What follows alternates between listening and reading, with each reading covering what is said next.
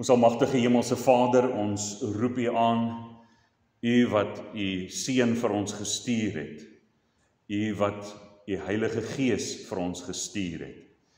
U is 'n gewer, U gee U self vir ons en ons dank U daarvoor. En dit terwyl ons dit nie verdien nie, omdat ons neem wat nie van U is nie, ons neem wat U nie beveel het nie, ons doen teenoorgestel van wat U gesê het, net soos wat ons eerste ouers Adam en Eva gedoen het. Maar deur die groot genade het U ons aangesien. Voordat hierdie wêreld was, beskik om aan ons genade te betoon. En daarvoor is ons U ewig dankbaar. En ons wil hê dat al die mense rondom ons U moet ken soos wat ons U ken. Daarom bid ek dat U naam sal verheerlik, dit sal groot maak. En U doen dit ook deur ons, deur die kerk. En daarom bid ek ook vir die koninkryk om uitgebrei te word, uitgebou te word. Ons vra Here dat die kerk nie net in getalle sal groei nie, maar in kennis van U en in dankbaarheid teenoor U. Seën ons dan Here wanneer ons U woord bestudeer, wanneer ons U woord lees, wanneer ons tot U nader. En U het ons die versekering gegee van U seën, dat U seën op ons rus, dat U aangesig oor ons skyn en dat U ons genadig wil wees.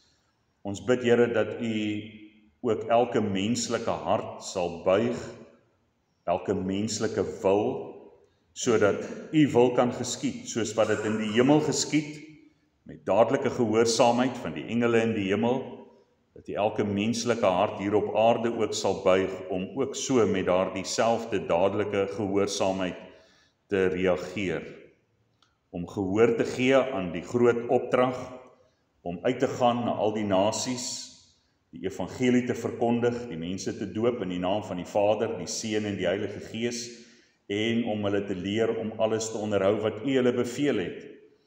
En so bid ek dan Here dat U met hierdie boodskap harte sal oorhaal, dat U met die middele wat U beskik het, ook U uitverkorenes uit elke volk en stam en nasie en taal bymekaar sal maak. Ons bid dat U seën oor ons sal wees wanneer ons dan uitgaan om die boodskap van die evangelie te verkondig.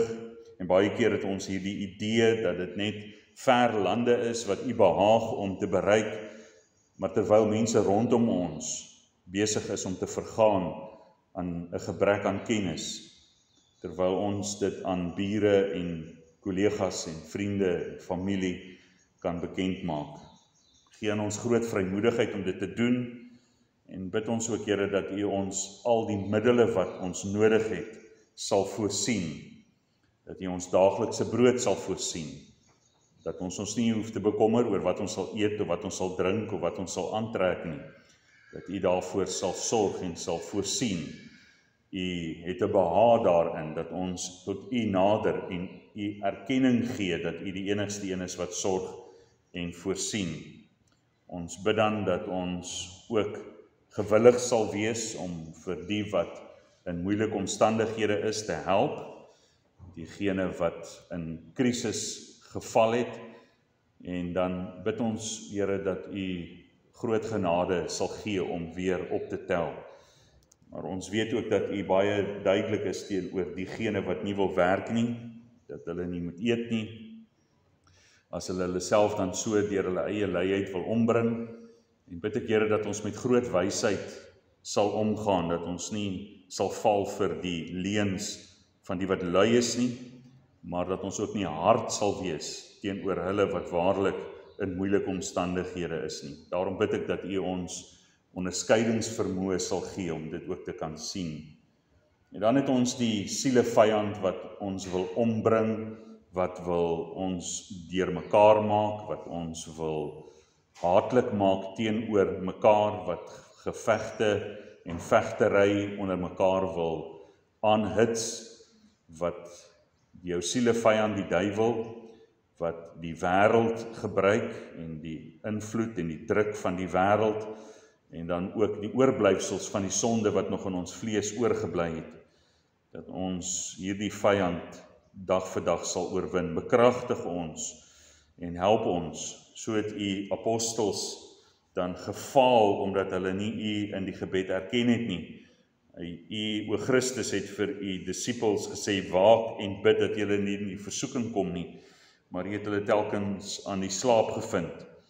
En so, Here, vind u ons baie keer aan die slaap, en dan geen wonder dat ons nie teen die liste van die duiwel kan standhou nie, want u leer vir ons hierdie lesse, en wanneer ons hierdie swaar lesse leer, dat ons nie op ons eie krag aangewese is nie, maar op u, dan bring u vir ons nuwe ywer om op u te vertrou, voordat ons die stryd teen die bose aanknoop, omdat ons weet dat ons tot niks goeds in staat is nie, maar dat ons deur Christus tot alle dinge in staat is.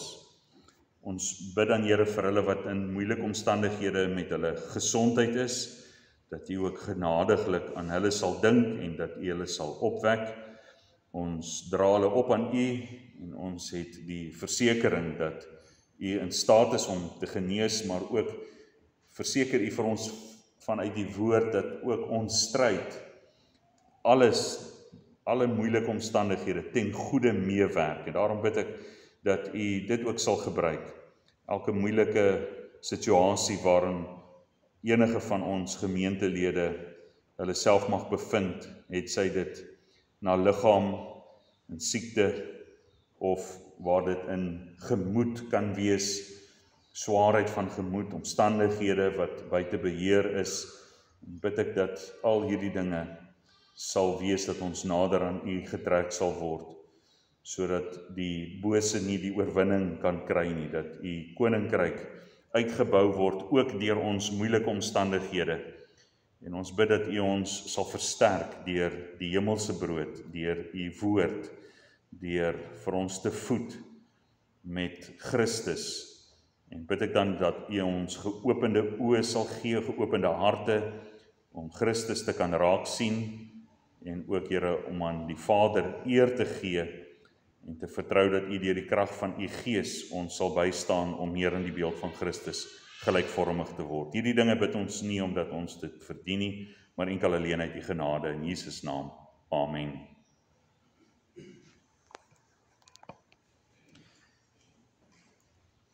Ons skriflesing kom uit Openbaring 2 vers 18 tot 29. Openbaring 2 vers 18 tot 29. En skryf aan die engel van die gemeente in Thyatira, dit te sê die seun van God, wat oë het soos 'n vuurvlam en sy voete is soos blink koper. Ek ken jou werke en liefde en diens en geloof en jou lydsaamheid en jou werke en dat die laaste meer is as die eerste. Maar ek het enkele dinge teen jou, dat jy die vrou Isebel, wat haarself 'n profetes noem, toelaat om te leer en my diensknegte te verlei om te horeer en afgodsoffers te eet. Ek het haar tyd gegee om haar van haar hoerery te bekeer, en sy het haar nie bekeer nie. Kyk, ek werp haar neer op 'n siekbed, en die wat met haar oorspel bedryf in 'n groot verdrukking, as hulle nie van hulle werke bekeer nie. En haar kinders sal ek sekerlik doodmaak, en al die gemeente sal weet dat dit ek is wat niere en harte deursoek, en ek sal aan elkeen van julle gee volgens sy werke. En ek sê vir julle, en die ander wat in Thyatira is, almal wat hierdie leer nie het nie, en die wat die dieptes van die Satan, soos hulle dit noem, nie leer ken het nie. Ek sal op julle geen ander las lê nie, maar hou maar net vas wat julle het totdat ek kom. Aan hom wat oorwin en my werke tot die einde toe bewaar, sal ek mag oor nasies gee, en hy sal hulle regeer met 'n ysterstaf, soos erdegoed word hulle verbrysel, net soos ek ook van my Vader ontvang het, en ek sal hom die môrester gee. Wie 'n oor het, laat hom hoor wat die Gees aan die gemeentes sê. Ons fokusgedeelte, vers 26 tot 29, aan hom wat oorwin en my werke tot die einde toe bewaar, sal ek mag oor die nasies gee, en hy sal hulle regeer met 'n ysterstaf, soos erdegoed wat by hulle word hulle verbrysel, net soos ek ook van my Vader ontvang het, en ek sal hom die môrester gee. Wie oor het, laat hom hoor wat die Gees aan die gemeentes sê. En ons tema, God gee aan ons sy seën om te oorwin, doen wat hy beveel. God gee aan ons sy seën om te oorwin, doen wat hy beveel.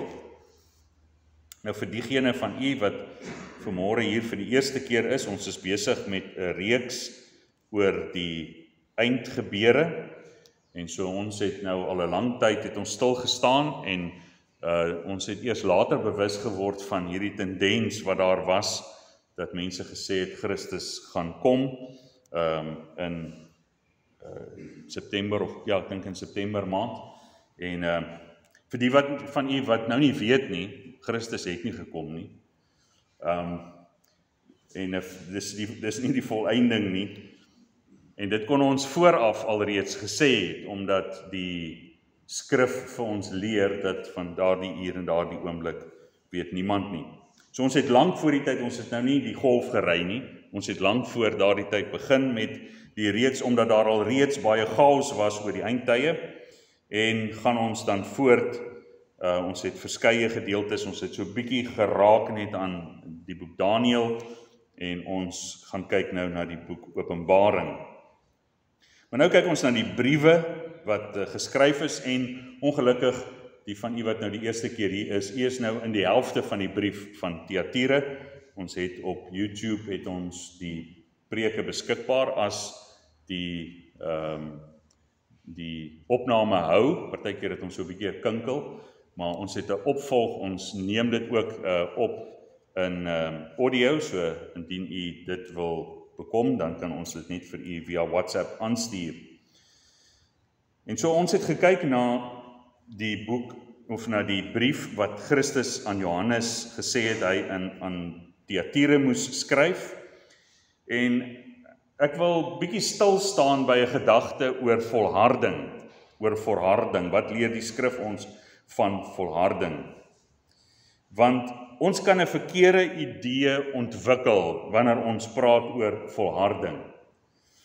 Want ons lees gedeeltes soos byvoorbeeld Christus sê in die laaste gedeelte aan die brief aan Efese, Openbaring 2 vers 7, wie oor het, laat hom hoor wat die Gees aan die gemeente sê, aan hom wat oorwin, sal ek gee om te eet van die boom van die lewe wat binne in die paradys van God is. En aan die gemeente Smyrna, wie oor het, laat hom hoor wat die Gees aan die gemeente sê, die wat oorwin sal deur die tweede dood geen skade ly nie. En dan aan Pergamus, Openbaring 2 vers 17, wie oor het, laat hom hoor wat die Gees aan die gemeente sê, aan hom wat oorwin sal ek gee om te eet van die verborge manna, ek sal hom gee 'n wit keursteen en op die steen 'n nuwe naam geskrywe wat niemand ken nie, behalwe hy wat dit ontvang. En dan kan ons die verkeerde idee kry dat as ons hierdie dinge hoor, ons hoor voortdurend, ons word gered deur God se genade, uit sy genade alleen word ons gered deur die geloof, en ons staan vas dan daarop. Maar dan kan ons die indruk kry van die woorde van Christus, as ons dit verkeerd interpreteer, kan ons die idee kry dat God sal vir ons redding bewerkstellig, maar ons is verantwoordelik om ons self salig te hou. Dis heeltemal verkeerd. Dis 'n verkeerde indruk. Ons hoor die woorde van Christus wat sê ons moet hard stry om in te gaan by die noupoort, want baie sal probeer en min sal dit reg kry. Dan dink ons, ons moet daardie ywer aan die dag lê, dit hang van ons af. En ek gaan u verseker, u gaan baie vinnig mismoedig word, depressief word, wanneer u dan op daardie wyse die skrif gaan interpreteer. Want dit is 'n verkeerde manier om die skrif te interpreteer. So ons gaan kyk na wat Christus dan vir ons sê, en hoe ons dan die regte verklaring van hierdie gedeelte in gedagte moet hou, wanneer ons hierdie gedeeltes in Openbaring, wat handel oor volharding, en ook ander gedeeltes in die skrif, waar dit vir ons lyk asof dit op ons skouers neerkom om te volhard. So dis duidelik, nie wat die skrif ons leer nie. Dis nie op ons aangewese om ons saligheid in stand te hou nie. As jy jou saligheid kon verloor, dan sou jy dit verloor. En so dis vir ons, as dit in jou eie hande geplaas word, dan is dit 'n totaal en al 'n ongeluk wat wag om te gebeur. Maar die skrif leer vir ons, dit is nie in ons hande nie. En baie dink, wel, as ek sy werke tot die einde toe sal gehoorsaam, dan sal ek weet of ek salig is al dan nie. So ek wil hê ons moet in die lig van hierdie gedeeltes en die res van die skrif gaan kyk en sien dat dit nie die geval is nie. Maar ons moet weet wat hy vir ons sê, sodat ons as kinders van God troos kan ontvang, en wanneer ons harte gerus gestel word van hierdie bekommernis, dat ons met 'n stil gemoed ons lewe kan rig in dankbaarheid teenoor God, omdat uit hom en deur hom en tot hom alle dinge is. Soos ons in ons tema sien, God gee aan ons sy seën om te oorwin, doen wat hy beveel. Ons weet dat ons saligheid nodig het, omdat die skrif dit vir ons leer, en ons belydenisse skrifte praat dit na, dat ons aan sonde ontvang en gebore word, en ons in die ryk van God nie kan ingaan, tensy ons weergebore is nie.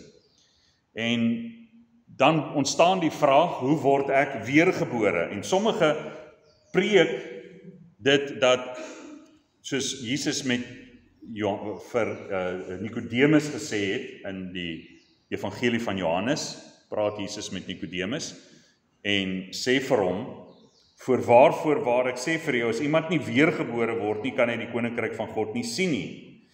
Nikodemus sê vir hom, hoe kan 'n mens as hy oud is gebore word? Hy kan tog nie 'n tweede keer in die skoot van sy moeder ingaan en gebore word nie. Jesus antwoord, voorwaar ek sê vir jou, as iemand nie gebore word uit water en gees nie, kan hy in die koninkryk van God nie ingaan nie. En so hier is 'n 2 kere verwys, as jy nie weergebore is nie, kan jy die koninkryk nie sien nie. As jy nie weergebore is nie, kan jy die koninkryk van God nie ingaan nie. En dan word dit op hierdie wyse gepreek. Jy moet sorg dat jy weergebore is. Jy moet weergebore word, so asof dit 'n opdrag is. En dis nie wat Christus vir Nikodemus gesê het nie, dit is in die Grieks, in die passief. Net so min soos wat ek nou vir iemand kan sê, en dit sou al 'n belaglike stelling wees, jy kan nie vir iemand wat gebore is, sê, en dit nou vergelyk in terme van die eerste geboorte nie, want ons het nie deel aan ons eerste geboorte nie. Daar's nie 'n manier dat enige iemand gehoorsaam kan wees aan 'n opdrag om 'n natuurlike geboorte te hê nie. Jy het met jou natuurlike geboorte niks te maak nie. Dit was jou ma en pa gewees wat besluit het om kinders te hê. Die Here was genadig om vir hulle 'n lewe te verwek in die baarmoeder. En vir die wat nie weet nie, is net vrouens wat kan kinders hê. Lyk my in ons tyd het mense heel van hulle trollie afgeraak en dink hulle dat mans kan swanger word. Dis net vrouens wat kan geboorte gee. En net so kan jy nie vir enige iemand beveel om 'n natuurlike geboorte te hê nie. Net so min kan jy vir iemand beveel om 'n wedergeboorte te hê, om geestelik gebore te word. Dis God se werk. Dis God se werk deur sy gees, en Jesus maak nie 'n voorwaarde vir Nikodemus, so asof hy dit in die hande van die mense gooi en sê, julle sal moet weergebore word as 'n opdrag nie. Christus maak 'n stelling, en hy sê in daardie stelling, as iemand nie weergebore word nie, passief. God beskik en bepaal die geestelike geboorte. Bekering is iets waartoe ons mense roep. Maar bekering is nie die versekering dat daar wedergeboorte is nie, want daar's baie mense wat tot bekering kom maar dan weer terugkeer in die wêreld. Selfs toe Jesus begin preek het, en hy het gesê, bekeer julle want die koninkryk van God het naby gekom, was daar baie mense wat tot bekering gekom het, en hulle het hom gevolg. Maar soos die tyd aangestap het, het al meer en meer mense hom verlaat, en gesê, wel, ons wil nie verder luister wat hy sê nie. Johannes 6 is 'n baie goeie voorbeeld hiervan. Mense omgedraai het en weggegaan het. Wat wys, nie almal wat tot bekering gekom het, was weergebore nie. En so Christus het ons vertel van die boodskap van die saaier, so hy het ons alreeds voorberei vir mense wat sou omdraai. En in die boodskap van die saaier het hy gesê, die saad val op harde grond, en Christus het dit aan sy disippels verklaar, dis die wat uit en uit die evangelie verwerp. Dan die wat tussen die rotsagtige gedeeltes val. En Jesus se verklaring daarop was, dis diegene wat die woord van die evangelie dadelik aangeneem het, met blydskap aangeneem het, maar was net vir 'n tyd lank.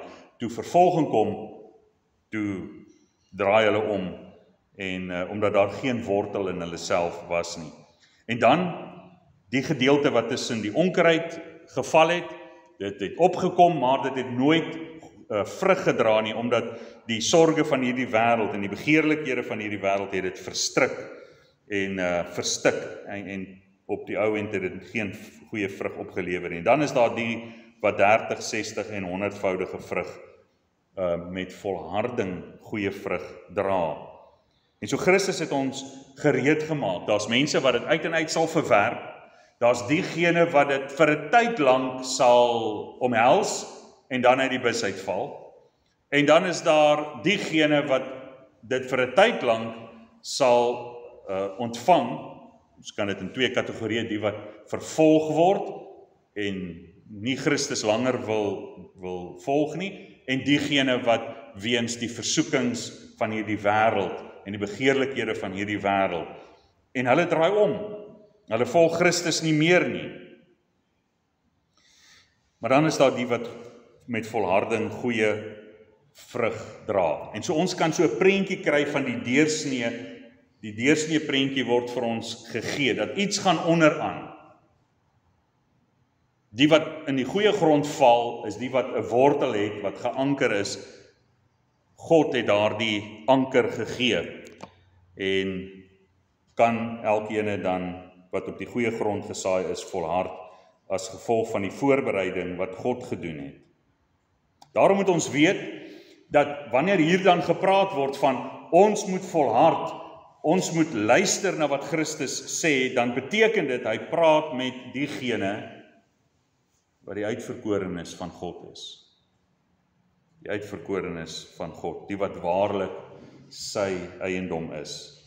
Want daar is uitverkorenes, en aan die ander kant het ons huigelaars. En die huigelaars is net vir 'n tyd lank.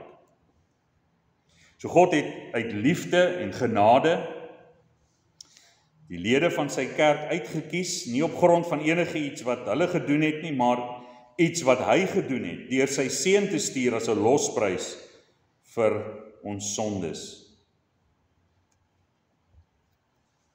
En ons het ons aanvanklik verset in verhardheid, want al die uitverkorenes kom nie net omdat hulle in 'n Christelike milieu groot geword het, en dan binne in hierdie Christelike milieu tot bekering gekom het nie, want dit is goed en wel.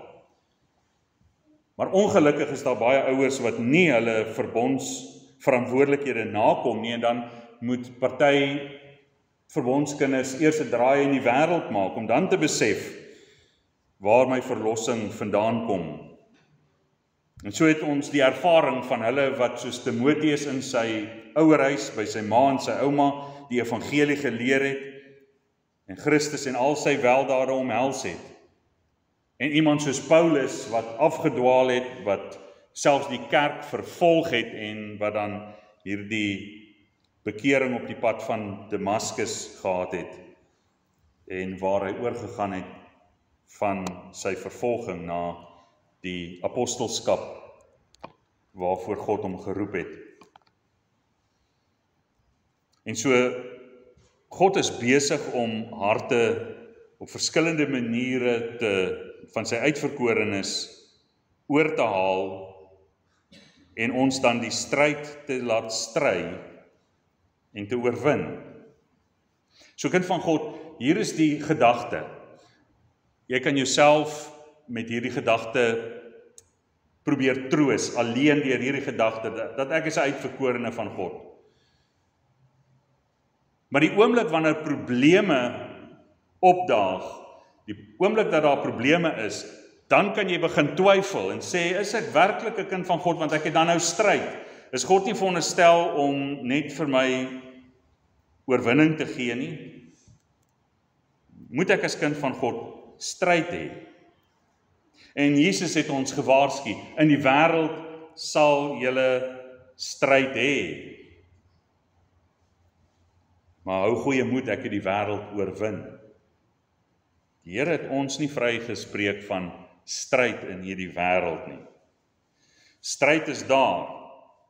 En as jy as 'n belydende lidmaat van hierdie gemeente geen stryd het nie en geen stryd ken nie, wil ek jou asseblief na die tyd spreek, want ek het nog nooit in my lewe 'n engel ontmoet nie, dan moet jy 'n engel vanuit die hemel wees. Dan moet ek jou ontmoet, want ons almal het stryd. Ons word as mens gebore vir stryd, sê Job, soos wat die vonke boontoe spat. As jy vuur maak, dan is daar vonke. So ek en jy het stryd.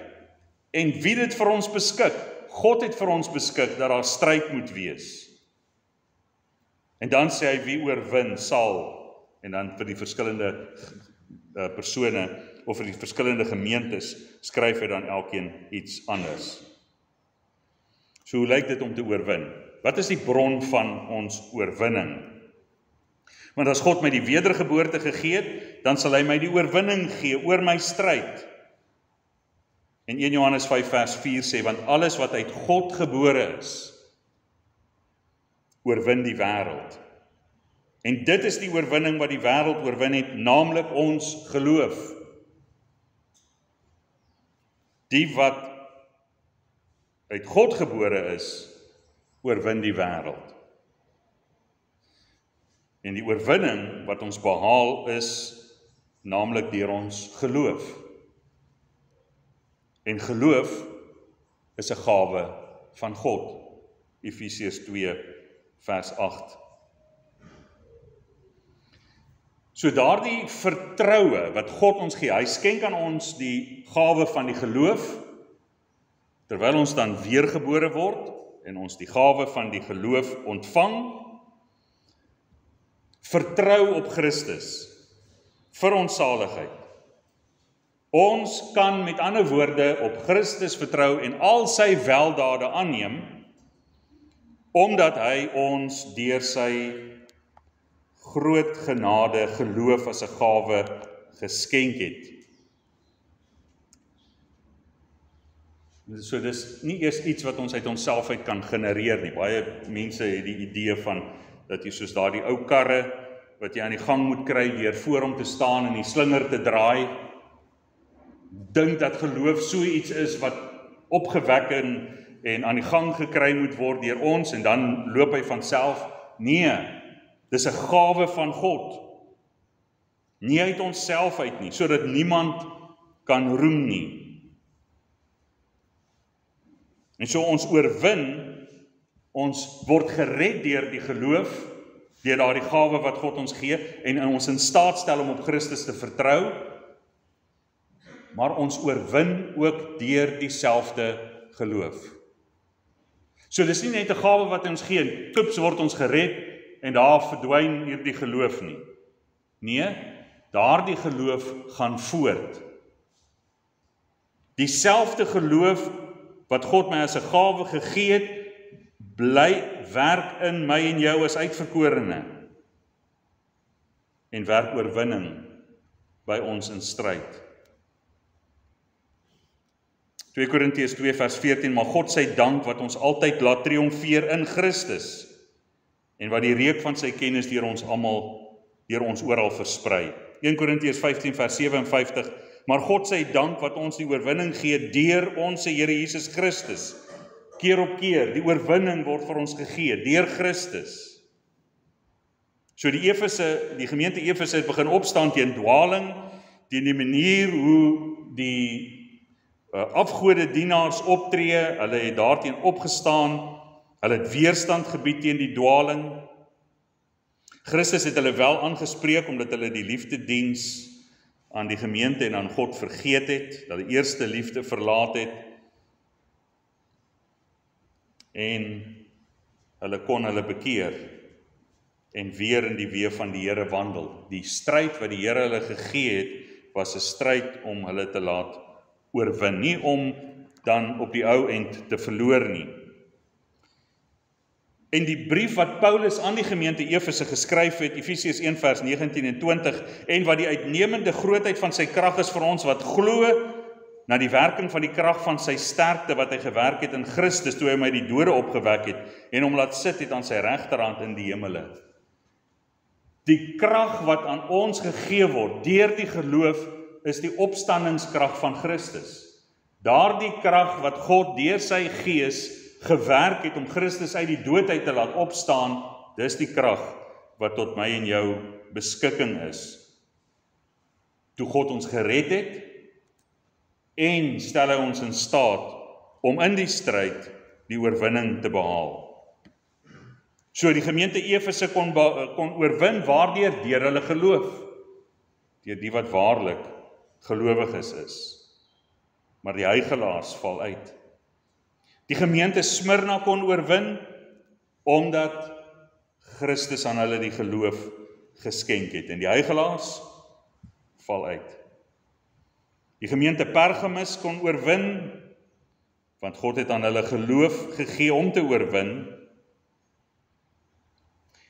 En by elkeen van hierdie word vir ons gesê, ek wil hê, jy moet opmerk, ons is mos besig met die 7 kandelare, Christus wat tussen die 7 kandelare is, elke gemeente is 'n kandelaar in hierdie 7 kandelare. En as ons dan daardie 7 kandelare wat bekend staan as menorah, as ons begin tel van die een kant na die ander een, Efese, en dan Smyrna en Pergamus en Thyatira is dan die middelste een. En hier begin iets nou verander. En ons moet dit opmerk. Elke keer as die Here klem verskuif, is dit vir ons om op te merk. Want by Efese, Smyrna en Pergamus sê hy, wie 'n oor het, laat hom hoor wat die Gees aan die gemeente sê, aan hom wat oorwin. Wie 'n oor het, wie oorwin. Wie 'n oor het, wie oorwin. So dit sê aan Efese, Smyrna, Pergamus, wie 'n oor het en oorwin. Maar by Thyatira verander dit, wie oorwin, wie 'n oor het om te hoor. Jy kan gaan kyk. Sardes, wie oorwin, wie 'n oor het. Hoekom? Sodat dit vir ons kan wys dat ek oorwin nie deur my eie gehoorsaamheid. Ek oorwin nie deur my eie dat ek luister en daarom oorwin ek nie. Christus draai dit om sodat ons kan weet, dis sinonieme met mekaar. Hy skenk die oorwinning, daarom kan ons gehoorsaam wees. Romeine 14 vers 4, want wie is dit wat die huisknegt van 'n ander oordeel? Hy staan of val met betrekking tot sy eie Heer, maar hy sal staande bly, want God is magtig om hom staande te hou. Wie het Abraham, die knegt van die Here, staande gehou? God het hom staande gehou. Wie het Jakob staande gehou? Wie het Josef staande gehou? Wie het Moses staande gehou? Wie het Job staande gehou? Joshua, Gideon, Samson, Dawid, die apostels. Wie het hulle staande gehou? God is magtig om ons staande te hou.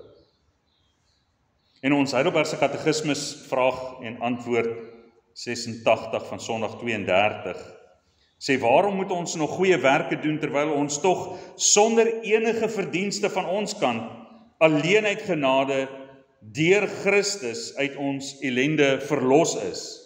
En die antwoord, omdat Christus ons, nadat hy ons met sy bloed gekoop het, ook deur sy Heilige Gees tot sy ewebeeld vernuwe, sodat ons met ons hele lewe kan bewys dat ons God dankbaar is vir sy weldade en hy deur ons geprys word, sodat ons uit onsself die vrugte van ons geloof sekerheid kan kry en deur ons godvreesende lewe ons naaste ook vir Christus kan wen. So Christus laat ons wandel in sy gebooie ten spyte van stryd. En dis partykeer die gebooie van die Here wat veroorsaak dat daar stryd in ons lewe is, omdat ons vlees wil iets anders doen, terwyl God ons roep tot gehoorsaamheid aan sy gebooie. Want God wil ons tot die beeld van Christus vernuwe.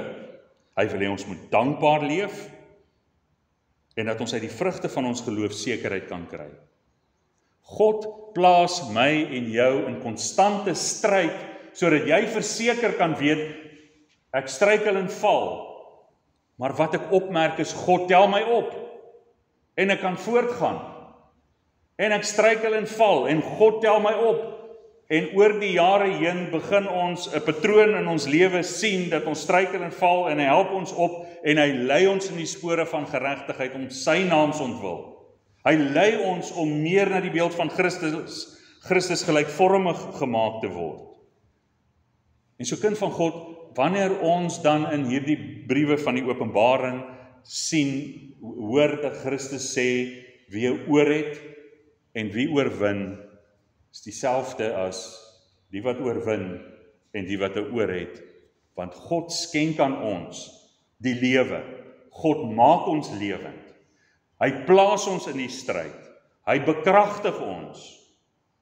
En hy volëindig dit terwyl ons meer na die beeld van Christus gelykvormig gemaak word, terwyl ons meer sekerheid ontvang en terwyl ons graag in gehoorsaamheid, in dankbaarheid aan God wil leef. So kind van God, ons moet dit nie vreemd vind dat daar stryd in ons lewe is nie. Die Here wil vir ons bewys daardeur dat ons is sy uitverkorenes. Ons word opgehel, ons word bekragtig, ons word dankbaarheid in ons harte geskenk, en nou met nuwe moed en met nuwe krag wil ons met nuwe gehoorsaamheid in sy weë wandel. Dis nie ek en jy deur ons eie volharding nie. Dis God wat in ons werk, 'n goeie werk in ons begin het, en hy sal dit volëindig. So laat vaar die naals buite ry. Laat vaar die, soos in die ou dae, die tannies met die parels, wat as op hulle senuwees raak, dan trek hulle aan hulle parels en knyp dit vas, of party trek hulle hare uit. Hou op om dit te doen. Hou op om te vrees. Hou op om op jou senuwees te wees, en laat dit oor aan Christus. Hy bekragtig ons. Daarom kan ons die stryd stry, daarom kan ons oorwin. Kind van God, as daar 'n geweldige slag is waarmee jy dalk in hierdie week, dalk in hierdie maand, dalk in die tyd wat verby is, geval het en gesê het, ek kan nie sien hoe ek kan terugkeer na die Here nie. Die Here verseker ons, hy sal ons ophelp, hy sal ons reinig, en hy sal ons lei in die spore van geregtigheid om sy naamsontwil. Daarom is ons logiese gevolgtrekking van ons geestelike lewe om aan die gebooie van die Here in dankbaarheid te leef. Kom ons bid saam. Ons almagtige hemelse Vader, ons dank U vir U groot genade en die barmhartigheid wat U aan ons bewys. Geensins kan ons enigsins iets vir onsself neem nie. U begin die goeie werk, U volëindig dit. U plaas ons in die stryd en ons is baie keer bekommerd. Help ons dat ons met die oë van geloof, die harte vol van geloof, na Christus kan kyk en die spanning laat vaar en die versekering kan hê dat U ons liefhet en dat U ons tot die einde toe sal bewaar en ons tot die einde toe sal versterk. Hierdie dinge vra ons nie omdat ons dit enigstens verdien nie, maar enkel alleen uit die groot genade in Jesus naam. Amen. Ons het nou geleentheid om die Here te dien met ons offergawes.